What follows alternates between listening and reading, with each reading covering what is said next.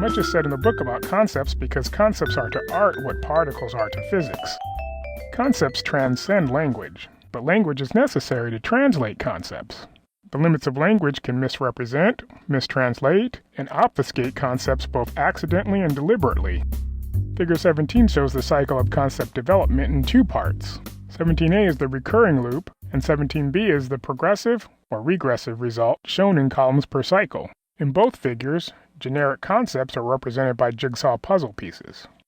Concept discovery is the first part of concept development, but is not shown in this figure because it's not part of the cycle. It only becomes part of a cycle when another observer can't distinguish a new concept from an older concept in the distinction blindness part of the cycle. When you look carefully at the shape of these two puzzle pieces, you can see the difference. These visual shapes are metaphors for any subtle distinction between concepts in any form of information. The difference can be in any format such as textual versus pictorial, musical versus phonetic, or analog versus digital formats. The difference can be sensory such as audio, visual, kinetic, tactile, temperature, smell, taste, or any other chemical reaction. The difference can be analytical such as scientific, technical, mathematical, geographical, socioeconomic, political, theological, psychological, or existential. The difference can be metaphilosophical such as aesthetic, ontological, epistemological, or ethical. However obvious or subtle the difference, those who notice the difference will label the concepts differently. Those who miss the differences due to any degree of distinction blindness might combine the two concepts into one in the next phase of oversimplification. This oversimplification could be benign or only self-detrimental if the blind lacks influence on the culture or its language.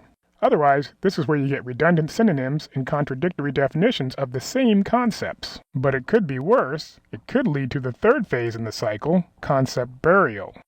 In this phase, concept 1 prevails despite the confusion. Concept 2 is rendered meaningless or nameless, falls out of favor, and fades into obscurity until it's completely forgotten. The only hope for this lost concept is for it to be rediscovered in the fourth phase. But in this concept rediscovery phase, it's likely to be renamed something completely different, adding yet another synonym to the dictionary. In the second column of Figure 17b, the cycle repeats with all four phases, and, at best, leads to yet a third name for the unique concept. This can continue indefinitely, perpetually adding redundant synonyms, and risking the permanent burial of a unique concept within our collective conceptual reality. Hopefully this figure raises enough awareness to prevent that. This concludes most of what's relevant in the ontological dissection part of Chapter 2. The next video dives into the main theory of the book and how it's used to distinguish disciplines.